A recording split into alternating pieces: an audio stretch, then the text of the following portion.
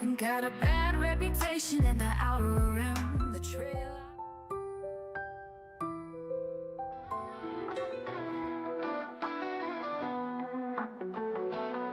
and got a bad reputation in the outer rim. The trail I've traveled is dark and grim.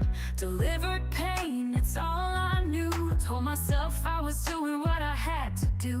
I'd like to spend the rest of my days just you and me in that cafe. But there's one last order I need to fill. I can't find peace till 6-0's kill. I'm a troubleshooter with a trouble past, solving problems with a shotgun blast. Thought I could leave that life behind, but turns out fresh starts are hard to find. There's more to me than meets the eye, a hard-boiled sweetheart ready to ride. Life's bitter, but I've got the fix. Pucker up, partner, for the sugar-sweet kiss.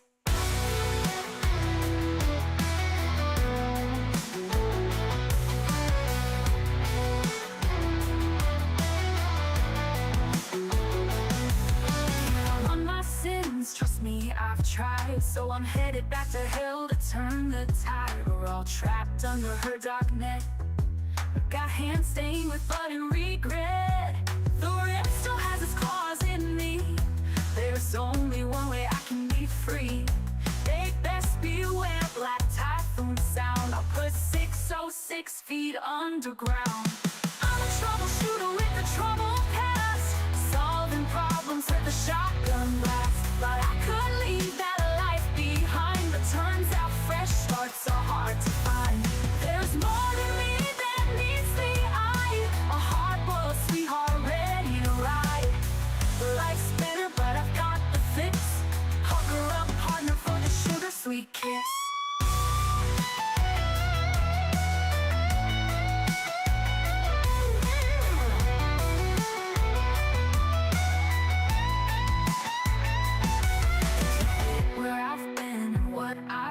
All I want right now is to taste your tongue. Deliver me those perfect lips. Pucker up, partner, for the sugar-sweet kiss. Kapla warriors, today is a good day for a nice cold drink. A drink of any kind, doesn't have to be alcoholic. To be very clear, can be any drink. Could be a smoothie. Is a smoothie a drink or a food? I don't know. But today is class with Dr. Export. We'll be discussing the history of alcohol, largely beer and wine, as well as some other drinks. And it was really difficult to make this because there's so much information, and so I struggled to gather it all and organize it. It was like a whole, like a thesis. So, yes. And then, yes, exactly. You're absolutely right, Aramis. It's quite fascinating. And then just review the schedule. Mondays are gaming. Tuesdays are ASMR stream. We just finished chapter 3, I believe, of Epic of Gilgamesh, which does feature a bit. It ties in with this topic.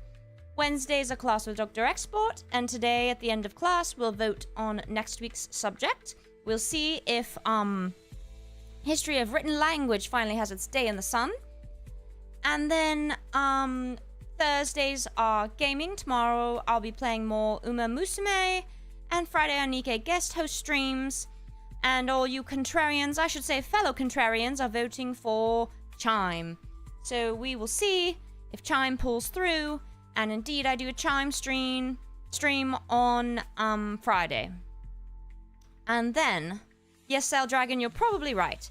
I need your help choosing which of my beers I will drink. These I brought back from Germany to share with my sister. We were going to sample them, but then we forgot. Every chance. Yes, Dirtfeather, we absolutely will. So, I need your help choosing. I have 3 here. I could have sworn I purchased 4, but I could only find 3. One is Hofbräu House, which is a light, full-bodied beer. And on the back it says... Hold on. A wonderfully... Oh, no, it changed the... Oh, darn it. One moment. An exceptionally characterful Munich Helles. Fresh, lively, and unique in its taste. Brewed with the finest raw materials according to the Bavarian purity law of 1516. A delight for every connoisseur. So that's number 1. Number 2 is, what does that say? Kloster Cheyenne Monastery. It means monastery. Let me see, what did the other one mean? On the front, it meant, well, that's not helpful. This one, it says, brewed for a moment of peace. Kloster Gold Hell is a full-bodied pale beer with a distinct monastic character. So do I want to feel monastic and peaceful? This one was Bavarian purity laws. Last one is Bubble beer. Bubble beer. Anything helpful on the front? No. Let's see what the back says. No, unfortunately, Jack Tricks, we won't have time for that. This one says, the deep golden Allgäu beer specialty. A hearty, spicy, strong, traditional beer, as good as it was back then. Also brewed according to the Bavarian purity law. Alright, friends, do I want the spicy one, the monastery one, or the wonderfully light one? Last one, says Aramis, twice. I was leaning towards that as well, Aramis. Anyone else leaning towards the spicy one? As good. Well, the advantage to the spicy one is also it's a what do you call these kind of tops? I don't need a thingy. Barbarian. Oh. You mean Bavarian blue tart? Barbarian. Alright, I'm going to mix them up. And then, let's see. I'll mix them up. 1F, choose a number between 1 and 3.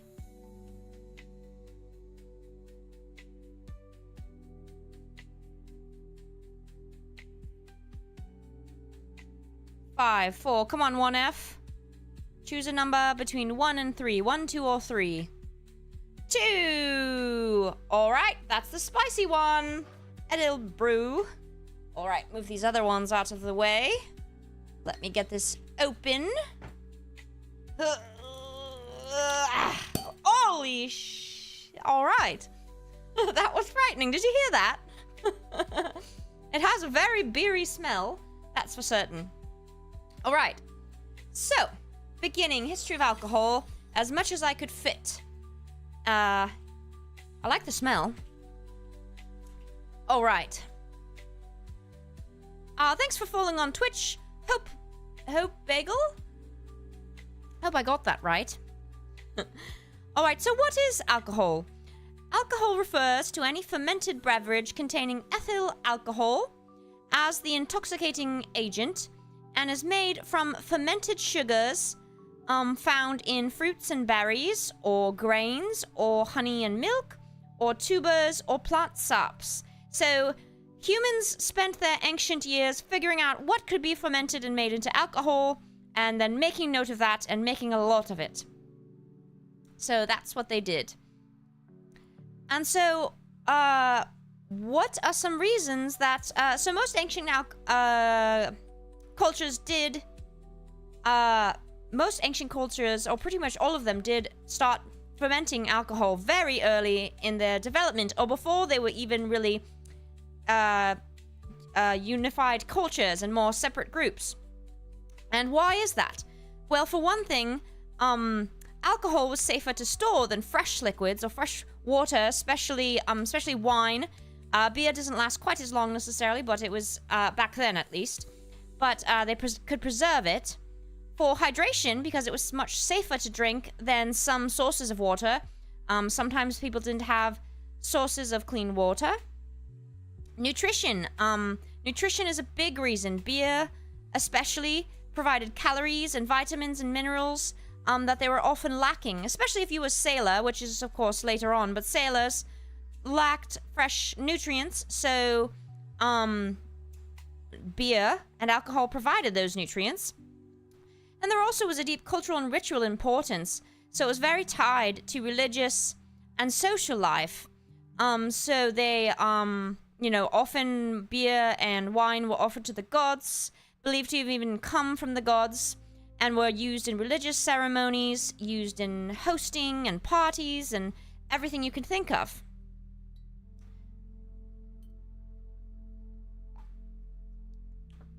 Oh, it is spicy. Tastes like grains. I do like grains. So, one fascinating theory around the development of beer and alcohol that scientists now believe that perhaps when humans figured out how to make bread and alcohol, which kind of go hand in hand, it's believed that perhaps one of the motivations, or the primary motivation for the Neolithic Revolution, was that humans wanted to have more access to grains. So they needed to be able to domesticate and cultivate grains so that they could make beer and they could make bread. Two sources of nutrition that were reliable for them potentially, and that they could cultivate. So that leaves the question: did civilization arise from beer? Did civilization arise because of beer and or bread? So a very interesting question. There seems to be some pretty good evidence for that as well, and that goes to some of the prehistoric alcohol evidence. So here we first have in Rakafet Cave in Haifa, Israel. So this is about 13,000 years ago, give or take. So you can see these holes here. These were used as mortars to grind grains by the Natufians, which were a semi-nomadic group. So this would have been, I believe, pre-Neolithic. So they were semi-nomadic. They weren't in any kind of city or anything, and they used these as mortars to grind grains for beer.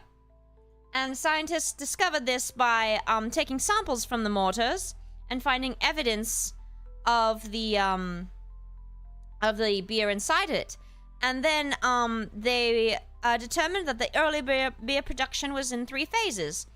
First, they malted the grains, they germinated them and dried them. They then mashed the grains and heated them with water. And then, finally, they fermented it with yeast for several days. And scientists went to confirm their belief that this sample was indeed beer. They made it themselves and found that what they made matched this very well. And it created a low-alcohol beer with a gruel-like consistency. So one thing to note about ancient beers is that they were very thick. They were thick. They were not, like we know, not frothy and thin liquids. They were thick. You might even, they would have needed to be strained in some way, either by drinking with a straw or through an urn that strains it, or through cloth, for example.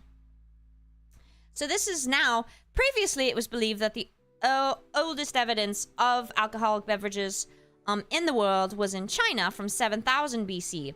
But this discovery in Rakafet, Israel, yes, thick with 2 C's, yes, Rigginss, I would love to make beer in the Neolithic beer mortars. I've always wanted to try to make some ancient, like, there's like an ancient Egyptian bread recipe and ancient, like, Sumerian beer recipes. I would love to try to do that. It would be fascinating. I guess I could do a days-long stream where I just do that. I'll include my sleeping. You can just listen to me sleeping. You won't hear anything except maybe screaming occasionally from the nightmare disorder. Let's see. So, this is the oldest evidence. But then they later... No. Where did it go? This is some very ancient Chinese liquor. So here's some containers. So previously... Yes, I would love to do that, Rigginss. That would be my top choice. I've had this planned for years. I did my research and everything, but then I never got around to it. So then previously the earliest evidence was in northern China from 7000 BC. There was evidence of a fermented drink which was made with a mix of rice, honey, grapes, and hawthorn berries. So kind of a wine, I guess. And this was obviously the initial what they made, but then they started switching over to rice wine and millet wines and became more dominant in China and Asia. And some of these that they made had up to 20% levels of alcohol. and they were used in all layers of society, often for medicinal and ritual purposes, and they would also add spices and flavorings to them. Different types of spices and flavorings to create different ones for different purposes, such as for pleasure, for religion, for medicine, and for other ones. Then, next early evidence in Georgia, 6000 BC, there was early production of grape wine. There's some evidence of that. In Iran, in an area in the Zagros Mountains, there's evidence between 5400 and 5000 BC of early winemaking vessels and residues. So they find these ancient vessels and they gather samples from inside of them and cultivate them, and just like they did in Israel, and that's how they determine what was inside of them. And of course, they don't know 100% certain, but with they know they can be pretty certain. Then comes the big one, Egypt. So Egypt was, of course, one of the biggest. See, this guy did what I want to do. So Egypt was one of the biggest sources of ancient beer. Brewing of beer in Egypt began around 3400 BC in Hierakonpolis. And they, of course, worshipped Osiris, who is, besides being the god of the dead, was also god of wine. So this guy went ahead and he talked about the beer making. I believe there was some images, weren't there? Wait, that's why I included this. Where are the pictures? Pictures. I could have sworn... Where are the pictures? Oh dear. Just a moment. I had really cool pictures. Let me find them. Just a moment. I'm gonna keep saying just a moment until I find them. Let's see, not that. I had these really cool... It went through each part.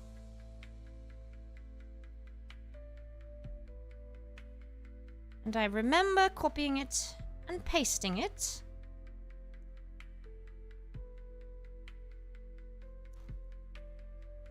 Interesting. Okay, just a second. Let's see, is this the one? Oh, that's not it. Okay, give me just a second.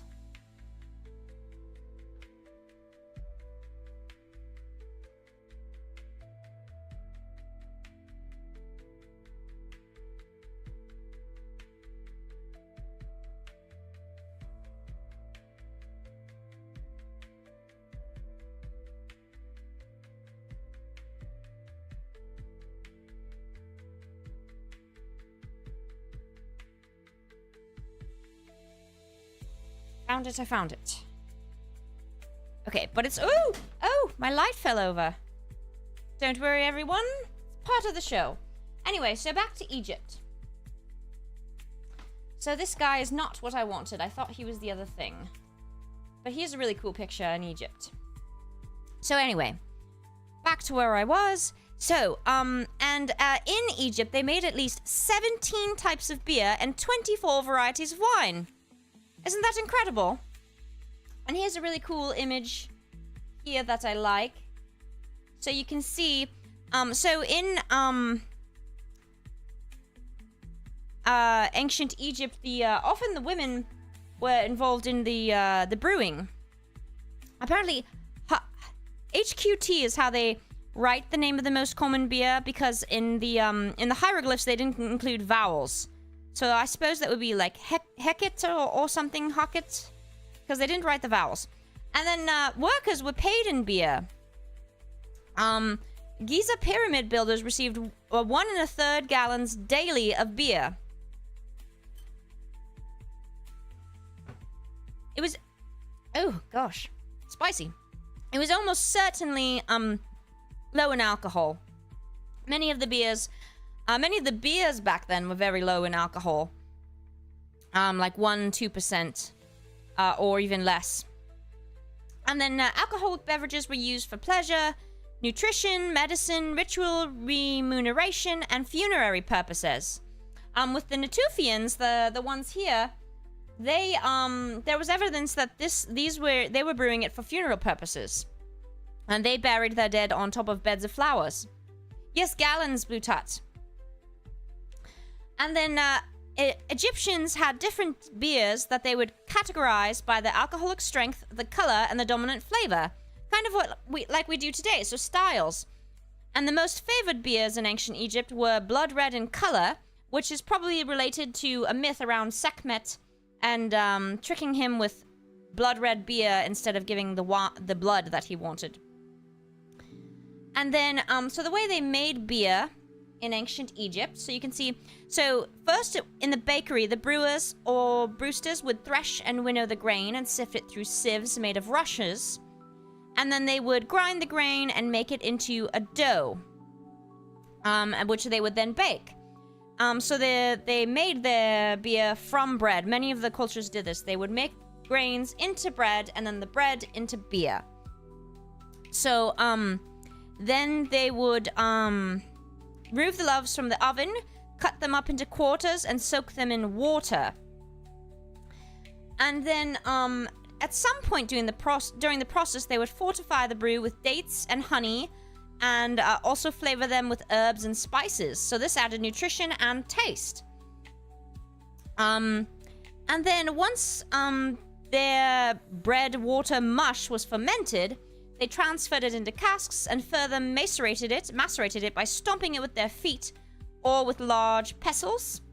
Then they put it into hollows where they thinned it out with additional water, allowing it to rest, which was a form of secondary fermentation. Then they would take this mash. No, this is not mead, this is beer. They would mash, this mash would then be passed through a strainer, so it would be less disgusting. And the brew was rinsed with additional water, and the runoff was allowed to rest in crocks, probably for some final sedimentation, and the finished beer was placed in new crocks. And then they would hold on to the leftover grain as well. So you can see here, the 13 figures sifting, an overseer, 3 sieving the mash, and 3 crouching before ovens. So they're going through the process here. Then here they are, more preparing food and beer. Here's a female brewer. Women were often involved, or the main doers of the brewing process. So she's just grinding. Delicious.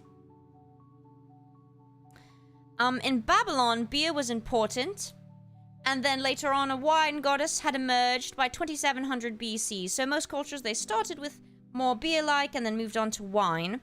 Some of the cultures, they replaced wine was more popular eventually, but some of them preferred beer. And beer was so important in Babylon that in 2100 BCE, the famous Babylonian king Hammurabi of Hammurabi's code, he included in his code regulations governing the sale of alcohol so that it would be fair and regulated. And in Babylon, the women who were priestesses would brew the beer. Then in, hello, Sandy. Let's see. Here's another image. They were very serious about it. Had their recipes all over the walls and their process. You can see the hieroglyphs, which represent different consonants, but we don't know the vowels. Here's a nice image of, I believe this, when it poured, it would have given some additional straining, which would have been very helpful, no? That one. Here's another image. This one looks to be wine rather than beer.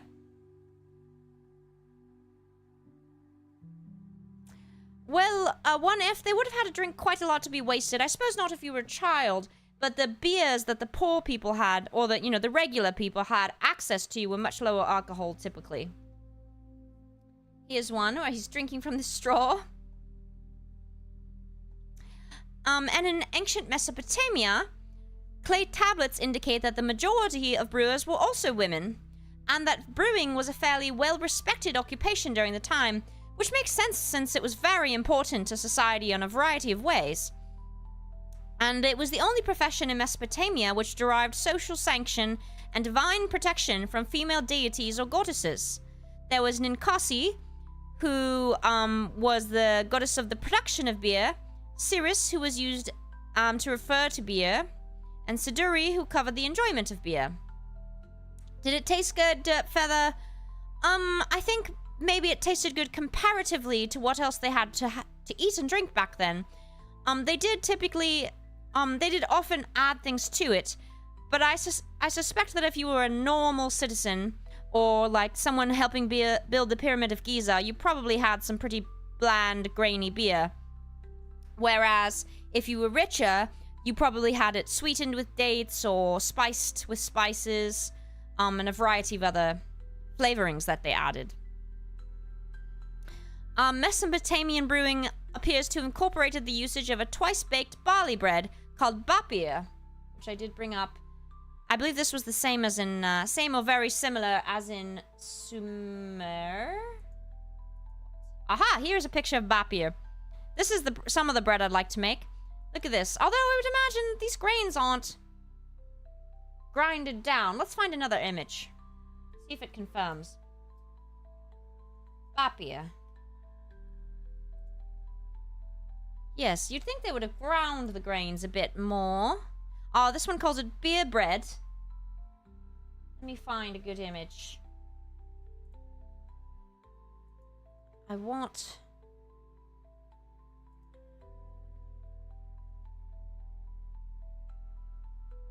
That's too small. Ah, no, that's the ugly one. Oh well.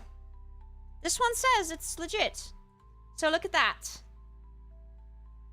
This would have been used to make the beer. I guess if it wasn't going to be eaten as bread, it didn't need to be ground down as much. Well, yes, Sandy, it doesn't look like any bread you would eat. It looks more like granola. And then, so bapir was used exclusively for brewing beer. That makes sense. You weren't going to eat this as bread, so the grains didn't need to be ground down. Oh, did you, Rigginss? I'm so jealous. Jack Tricks, I agree. Granola is what I would say. It was also, let's see. It was discovered early that reusing the same container for fermenting the mash would produce more reliable results, so brewers on the move carried their tubs with them. Yes, Dirt Feather, I would imagine it was, well, they obviously didn't have white flour. Oh, where did the other one go? So this one's darker. Then in Sumer is one of the most fascinating, because we have the 3,900-year-old Sumerian poem. Thank you to the Sumerians for their writings. I must say this. It honors Ninkasi, who is the patron goddess of brewing, and in so doing, contains the oldest surviving beer recipe, and it describes the entire production of beer from barley bread. So basically the same as this, but made from barley. Which, yes, so as was the other one. Mesopotamia is part... Sumer was in Mesopotamia, of course. But that, so let me see. I had a photo. I wanted... No. Where is it? Ah, here it is. So it's the hymn to Ninkasi. This is a translation, of course, but it includes many familiar characters from our readings about the Epic of Gilgamesh.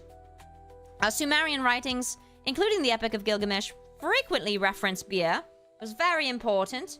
So this hymn goes through the whole process here. It says, so this is the hymn to Ninkasi.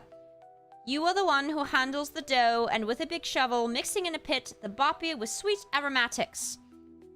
You are the one who handles the dough, with a big shovel, mixing in a pit the bapir with date and honey. So this one, they reference adding aromatics, date, and honey.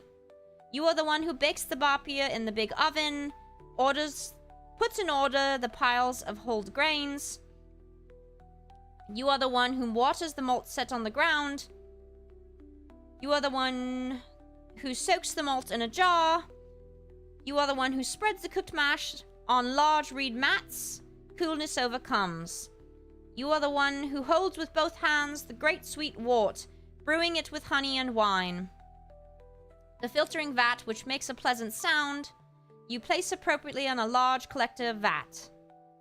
When you pour out the filtered beer of the collector vat, it is like the onrush of Tigris and Euphrates. So it's pretty cool. So most likely, it's believed that they sang this hymn while they brewed the beer. It was believed to be part of the process. And it includes a whole recipe. How cool is that? So now we can try to recreate that. Obviously, our grains are perhaps a bit different now after cultivation over thousands of years, but it's pretty cool. Also, workers in Uruk, which of course was referenced in our Epic of Gilgamesh, were also paid in beer, because it was very important. And these beers were, oh god, I do feel like I'm not drunk. On that note, I'll have another sip. It tastes very grainy. These beers were often thick and more like a gruel than a drink. And so drinking straws were often used by the Sumerians to avoid the bitter solids left over from fermentation. Can you believe that? So there were bitter solids left at the bottom, so they drink with a straw to avoid that. It's like evil boba. Boba you don't want. And then this picture kind of, where is it?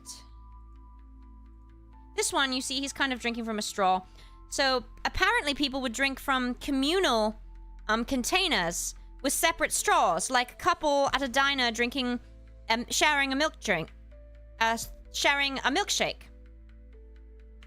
So imagine some ancient Sumerians enjoying their beer from a big carafe with 5 people in their straws. I wonder what they made their straws from. Reeds, I suppose? Alright. Moving on to India. So in India, there's evidence of... Oh, thank you, 1F. We eat the pulp. Well, I imagine it would have been nutritious, no? It's grains. It's calories. Back then, they just needed whatever calories they could get. That's why it was a flex if you were fat. That means you had access to lots of calories. So in India, there's evidence of alcoholic drinks as far back as 3000 BC. One of the most well-known and popular was sura, which was a rice made from rice meal, wheat, sugarcane, grapes, and other fruits. And then apparently Ayurvedic texts, I did not say that right, you don't need to say anything about it, talk about the benefits of alcohol, as well as cautioning against the dangers of over-intoxication and poisoning yourself. Now let's get to Greece.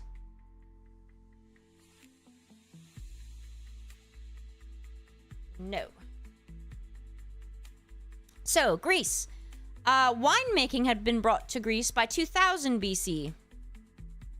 The first popular alcoholic drink in Greece was actually mead, but then wine took over and became kind of synonymous with the culture of the time. So, as a beverage, wine was drunk in many ways. It was warm and chilled. It was pure and mixed with water. They drank it plain and they drank it spiced. So yes, drunk driving your chariot after some chilled spiced wine. It was actually considered so important to the Greeks that consumption was considered a defining characteristic of the Hellenistic culture, and they viewed those who did not drink wine as being barbarians. It's also important to note, no, Argit, I'm not drunk. I can't drink enough to get drunk. I mean, I could, but if I do, it will make me very ill because of my circulation disorder. I don't want to go to the ER tonight. It's important to note that the Greeks and the Romans watered down their wine. Probably other cultures as well, but we know that the Greeks and the Romans did.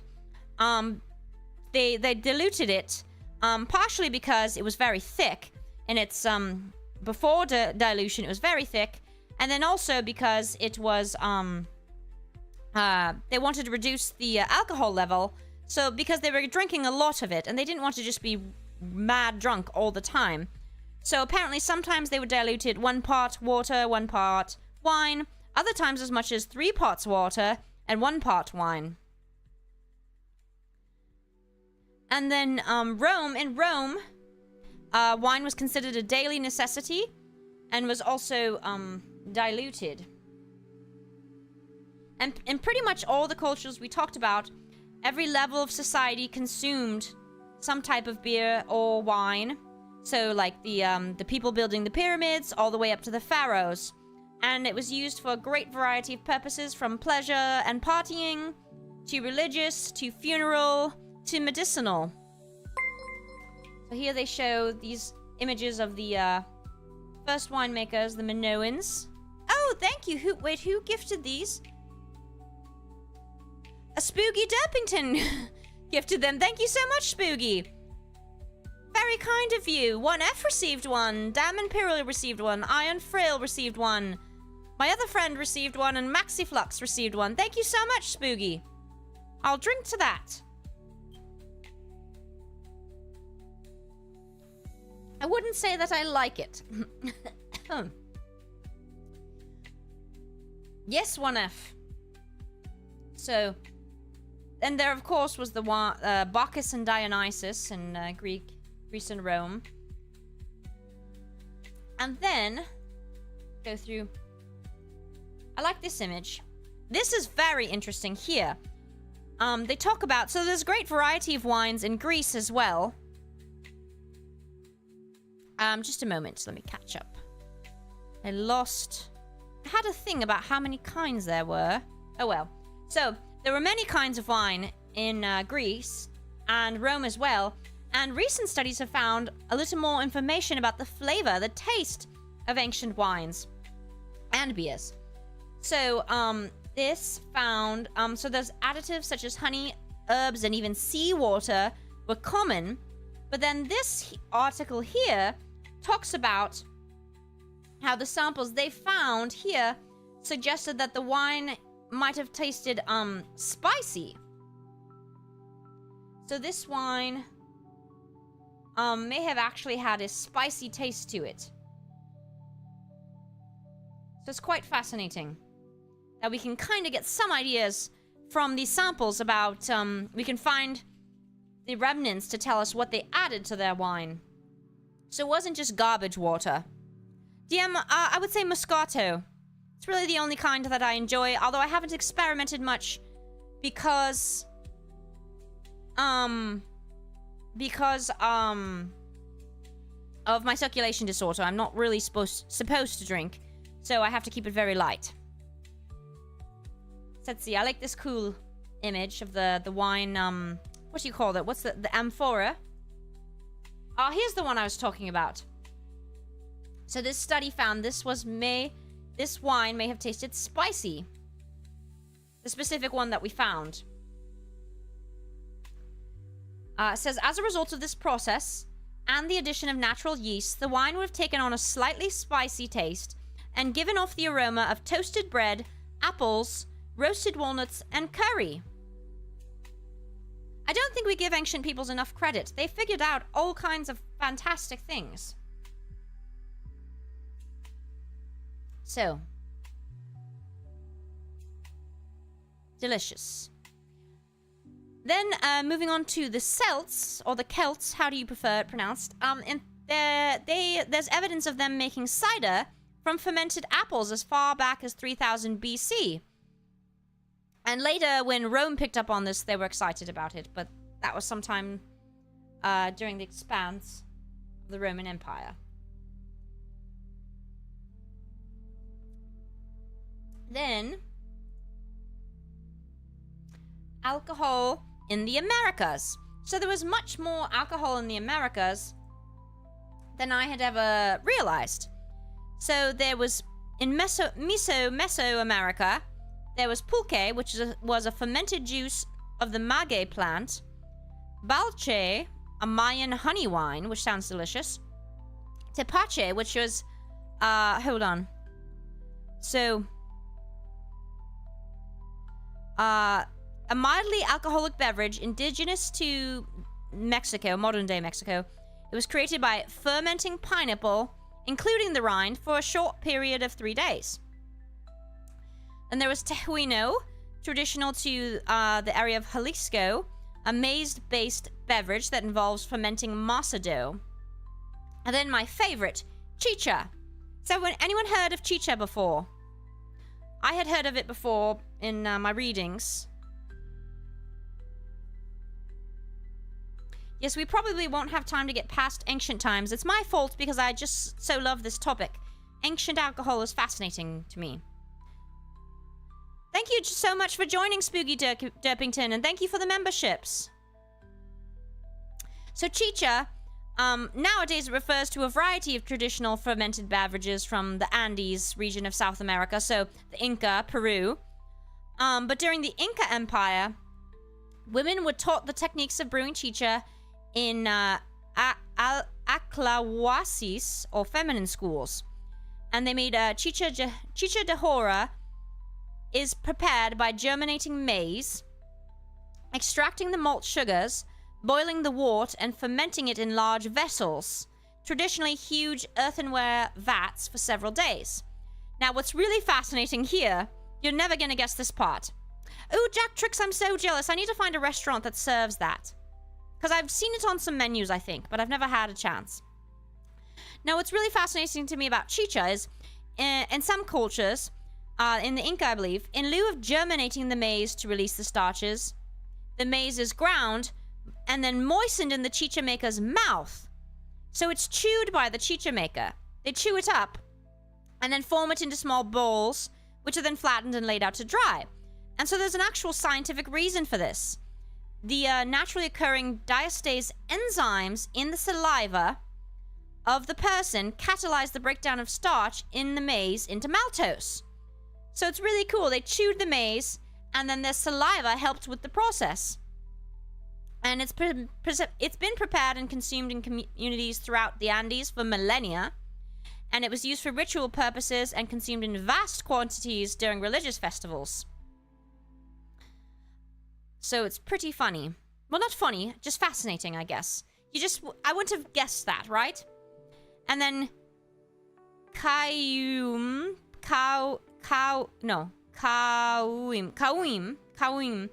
is from the Native American populations of Brazil. It's similar to chicha, where they ferment manioc or maize, and they also sometimes use the chewing, the saliva, to break down the starches.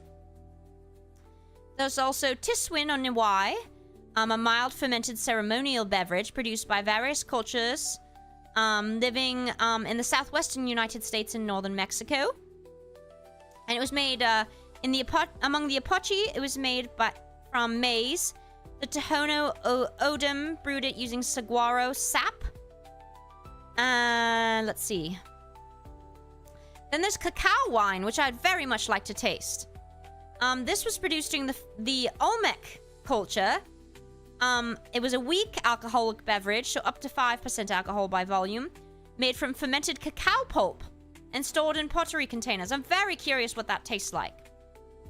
I assume it doesn't taste like chocolate because it hasn't gone through the roasting and everything, but still. Additionally, the Iroquois fermented sap from the sugar maple tree to produce a mildly alcoholic beverage. The Chiricahua produced a kind of corn beer called tulapa from corn, flavored with loco weed or lignum vitae roots. The Coahuiltecan in Texas combined mountain laurel with agave sap to create an alcoholic drink similar to pulque. Isn't agave what's used for tequila? The Sunnis made beverages from the aloe, maguey, corn, prickly pear, pitaya, and grapes.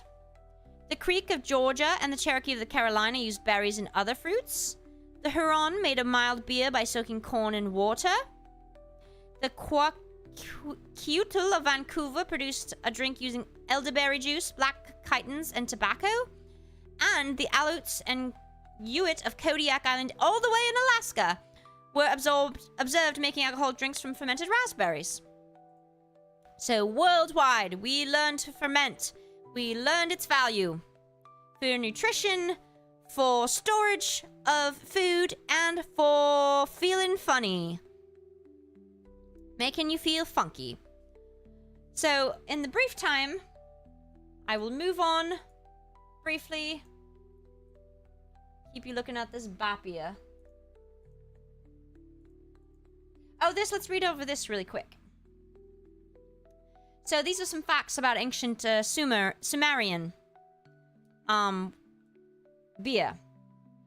So some 5 things that are interesting. Beer production predates the first cities, perhaps by thousands of years. We aren't even certain yet. Consumed by both men and women in all social classes. In Mesopotamia and pretty much everywhere, it seems like. There are thousands upon thousands of references to beer in the clay tablets of Mesopotamia. And then the Himden Ninkasi is the only one with a recipe. People drank beer out of a communal jar using long reed straws. It says here the beer was probably still actively fermenting, so you'd have a layer of husks and other stuff on top. Floaties. And then the straws would get down through the top layer, acting as a filter. And it would also get into your system more quickly, it says. And then the 2 main ingredients of Sumerian beer were malted barley and bapia. So very interesting. This person says... Here they describe what it tasted like. Enki brew was cloudy and lemony. Others have described it as refreshing and kind of like shandy. They also are ones that he described... Enki brew with date syrup looked and tasted like dish soap. Interesting. So he got to taste some. I'm so jealous. Yes, the answer to the straw question, Blue Tut. All right. Oh, and here's another great image. Look at this lovely. Delicious. So this is an example of when someone tried beering some Sumerian beer. Delicious. Where is my last... Did I never... Just a moment. Where did it go?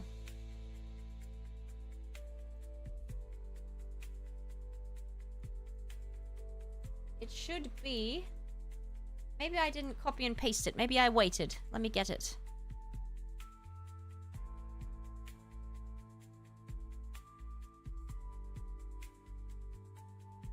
All right. Here we go. This is the one I really liked. So here's the delicious end product. But here... So here's the hymn. That gives us the recipe. And then here we go. So... Day 1, soak your wheat berries in a jar overnight. So they're using wheat berries, which I don't think that's the same as barley, right? So a bit different. Really should be using barley. So first, you soak your wheat berries in a jar overnight. Easy peasy. Day 2, drain them. They're draining them with a cheesecloth, which of course wouldn't have been what they used. So I don't know what they would have used. And it says to mist a couple times a day to keep the berries moist until they sprout little tails. After 2 to 3 days. You can see, let me zoom in. You can see they've sprouted. So that's the germination and the malting. Sprouting little tails. It does look like a dirty fish tank. And then you make the dough. So you mix yeast, barley flour, and water.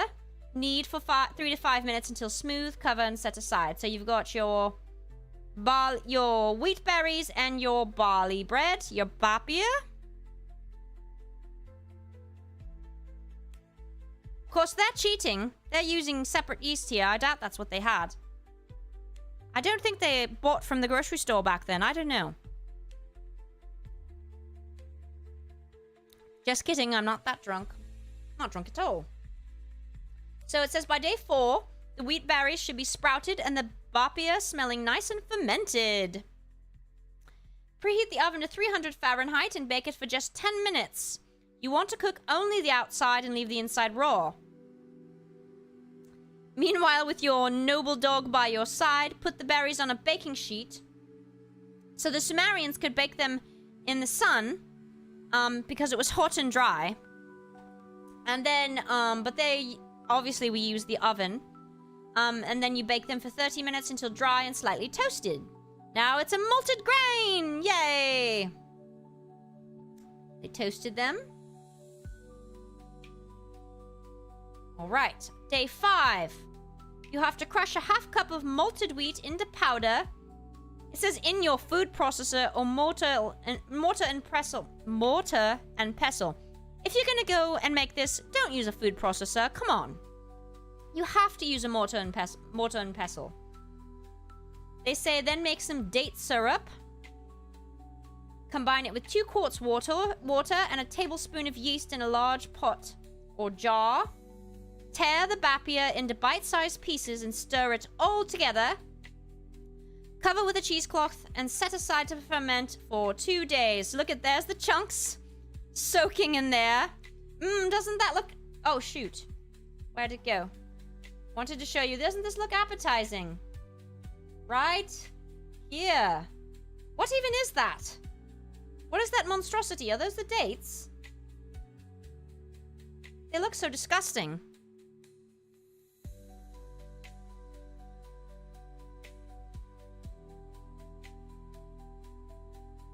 Okay, set aside to ferment. On day 7, strain out the solids. The beer will be really cloudy at first, but let rest for a couple hours and all these solids will settle to the bottom, which you can drain off the beer and discard with the rest of the mushy leftover parts. Cloudy. Even after you strain it, it's still going to be quite cloudy. So here's the recipe for barley and Emma beer. Yes, Emma wheat was what I was going to get to make my Egyptian bread. Alright. We're really short on time. But, so there's more history of alcohol. I don't really have time for it now, unfortunately, but I think the ancient part is much more interesting. So basically, alcohol has been part of human culture since before cities for certainly over 13,000 years. Let me get you back to the bapia. For over 13,000 years since before... Yes, I did. I didn't even notice the notification. Since before we had civilization, which with the definition of civilization in my usage being cities, of course. Organized cities. So, and it was drunk by everyone, used for a variety of purposes, and not simply to get drunk. The most important function wasn't to get drunk. It was for calories and nourishment and hydration. And you could say equally important for medicine and religion as well. So it wasn't all about getting drunk. It was very little to do with that until later. And today, researchers are gathering those samples and recreating these ancient recipes and figuring out what was in them. And there are breweries that will even that are trying to brew up some wines and beers that are similar to ancient recipes. I was reading about one like a year ago, and I was so jealous. I wanted to try it. They were trying to brew up beers that were similar to the ancient ones. And so if you ever have an opportunity, please try it and tell me what it's like if you get to try anything based off of an ancient recipe. I'm not suggesting it'll be delicious, but it's still interesting, isn't it? They certainly would have had different taste buds. They'd never eaten a Twinkie or an Oreo or Coca-Cola. Redacted says, tequila didn't exist until the galleon trade. About the Filipinos. Interesting. Very interesting. I did not know that. So yes, this is one of my favorite topics because I find it so fascinating. And I didn't even realize until I started doing more research that they consider it perhaps to have been the impetus for the development of cities and agrarian culture, because they were like, hey, this beer is really good. We're going to need a lot more of this wheat. Or this bread, and for me, bread. I would create civilization to have more bread. This bread is really good. We're going to need more wheat. And of course they didn't just use wheat, but that was in some ways the easiest. So it's quite fascinating. Why don't we start recommending topics for next week? Talking to Women still hasn't won, nor has the history of the written language.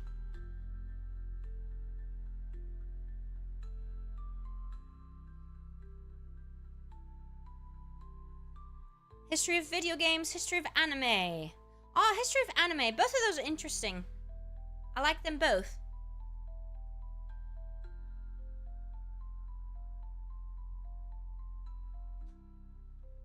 History of racehorses. And by the way, don't forget that if you subscribe on Twitch through your Amazon Prime membership, please make sure to resubscribe, because they make you resubscribe manually every week. Every month. Alright, here's what I'm suggesting. History of written language, talking to women, history of pirates, and... Oh, thank you, Dirtfeather. That's honestly, that means a lot to me. I very much appreciate that. And then let's say history of video games. I believe that was on there last week as well. So let's say those 4. So history of written language, history of video games, history of pirates, and talking to women. It's the last chance. Yes, Redacted. Piracy is interesting, and there's, of course, some famous female pirates as well. The famous Irish pirate, Naragneel. She, rumored to even have met Queen Elizabeth I. Very cool. I had to have gotten my steps by now. What's going on? How strange. I must have done it. Alright. Oh, thanks! Thanks, Advent Ace 32 for resubbing. Very appreciated. Thank you, Sandy. I hope you enjoyed it. History of PlayStation. Well, that can go with the history of video games, because the major consoles would be an important part of that. Ooh, that sounds very interesting, Feather. I'm gonna write down that link. Copy.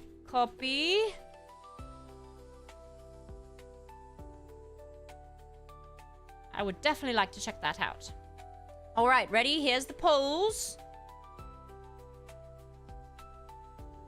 I'm writing down this, copying this link. Checking my app to see if it says I got my steps. I must have at this point. Tell me, Fitbit. I did. Now I'm just getting steps for nothing. Yes, that's true, Redacted. Very, kind of the awkward part of that. I prefer to talk about the ancient ones. Or I suppose Naragneel wasn't ancient, but, you know.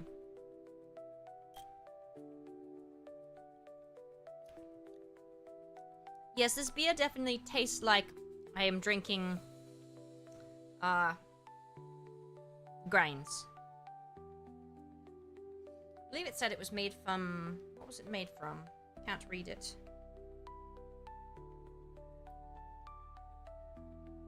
Made from barley malt, hop, extract, and hops. My ancestors' homeland, Scotland, Ireland, England, and the Philippines. Luzon.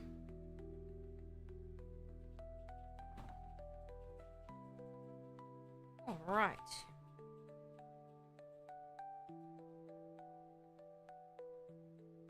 Per 100 milliliters. Why do they do nutrition in this way?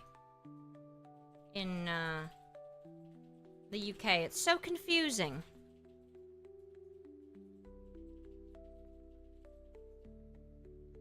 They always do this, I notice, in some other countries. No, 1F, I wish I could. I can only do Merida. If you had the chance to change your fate, would ya? She was right, Milkman. That's all I can do. So why do some countries write their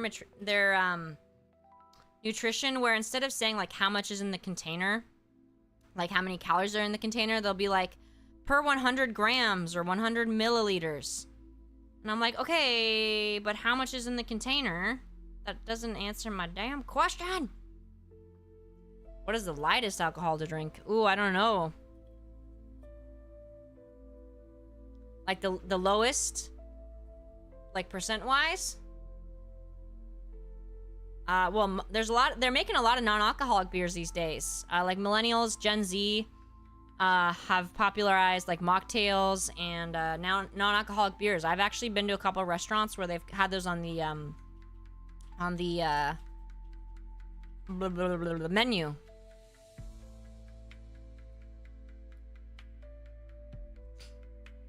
Yeah, I'm like, how many milliliters is in this bottle? I don't know. I can't. It's 5.5% alcohol. That's plenty for me. I'm like, does this tell me how much is in it?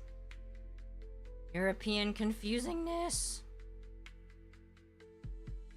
See, I don't know what any of this means. I'm so confused. Is that a 1 or an L? Like, why can't you just tell me the normal way? Dirtfeather, that's not wrong at all. Oh, I see a request. Well, hello. That was a nice lesson of bears, export. It's beers, my king. Ooh. Who's gonna win? Are we gonna have a showdown?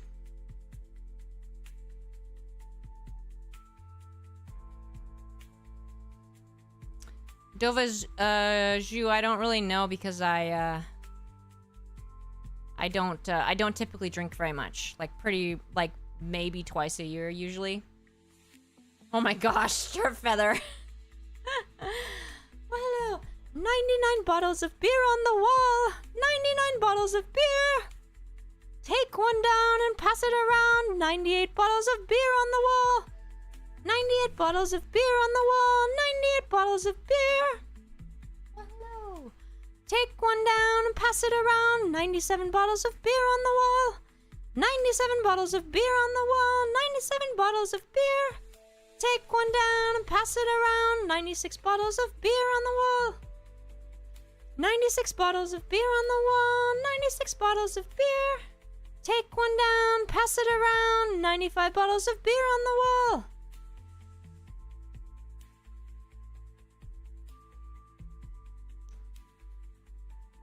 Dirtfeather. All right. Oops. Where did my go?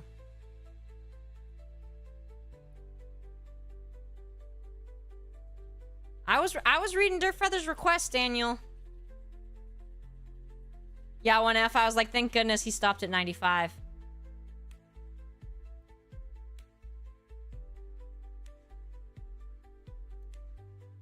I don't know the tune to this, Dirtfeather. The boys were mashing whiskey and the girls were drinking rum. And though the holly green was hanging... Oops. And though the holly green was hung... Oh, hold on a second. Let me start over. My goodness.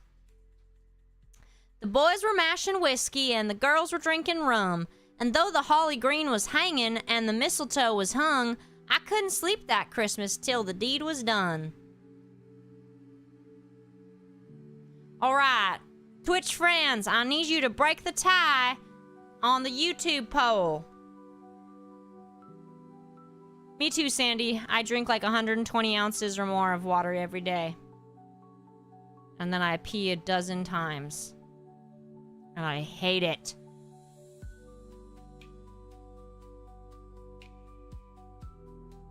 Redacted, do I feel placebo? No. Oh, do you mean like, does it make me feel like I'm drunk? No. Mm-mm. I would not say that. Oh, you mean like the drinks that people, like the non... Oh my god. You mean like the non-alcohol beers? I don't know about that. I think it's more just for... I mean, I assume it's for the taste.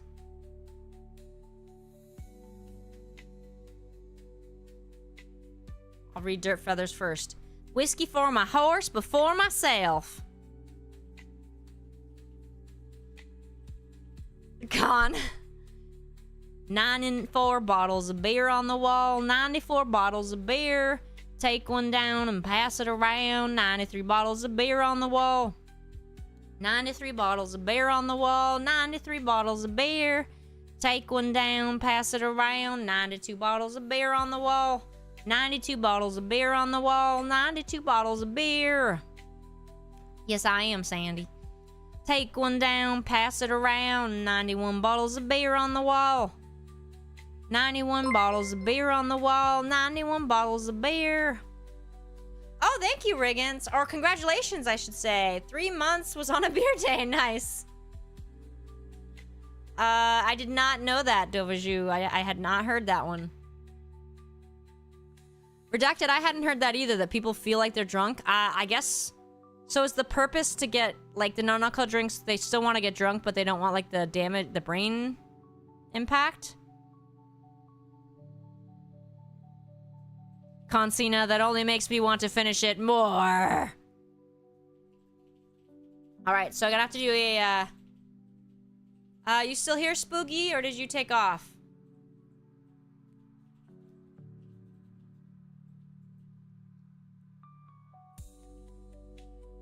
I don't know if Spooky took off. Because he said it was really early. Interesting, Redacted. I had not heard that. Let me do this request from Dirtfeather. Well, hello. 1 mug filled with mead till the morning. Too much for an elf. 2 more mugs full of mead till the morning. Add more from the shelf. There's 3 mugs filled with mead till the morning. Long since I was born. 4 more mugs full of mead till the morning. Worthy of a dwarf. Yeah, Jack Tricks, I thought so too. Alright, we're gonna need a tiebreaker. Wait, let me take a look.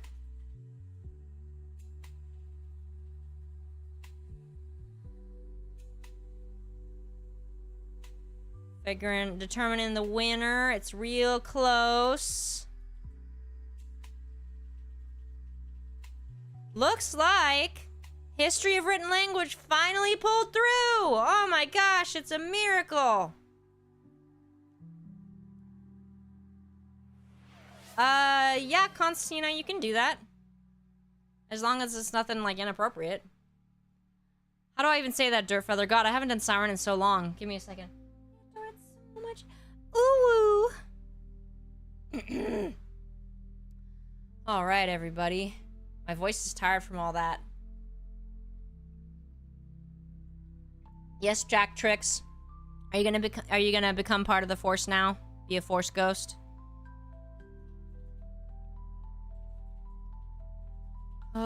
One F, the Twitch votes influenced it. I gotta combine the 2 polls and make them 1. And it always is really close, really even. Consina, I'm okay. I'm a little scared. Good boy. Who's a good boy? Yes, you are. Dirtfeather. Well, hello.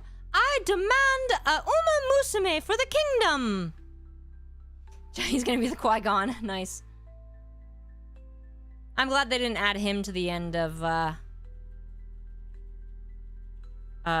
Return of the Jedi. I mean, that would have been confusing, but wouldn't surprise me if they did it. Alright, so for Friday, should Chime play the summer minigame? What do you guys think? Baby, I like it.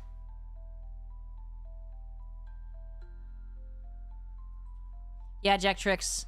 It's gonna... You just... and then put yourself under the blanket and disappear. When that part came, like, he dies, and I'm like... To my nephew, I'm like, oh, keep watching, you gotta watch what happens. Then he disappears, and my nephew's like, what? That's true, Jack Tricks. You can do that. And then you just gotta say things like, what I told you was true, from a certain point of view. Like, okay, alright, whatevs. Alright, everybody. Last call in for impressions. Reminder for renewing your Prime subs if it's time. If it's that time of the month. Is that only funny to me? And is that funny to you, Consina? Not tonight, Dirtfeather. I was already, I'm still struggling with the heat. Had a really bad headache earlier.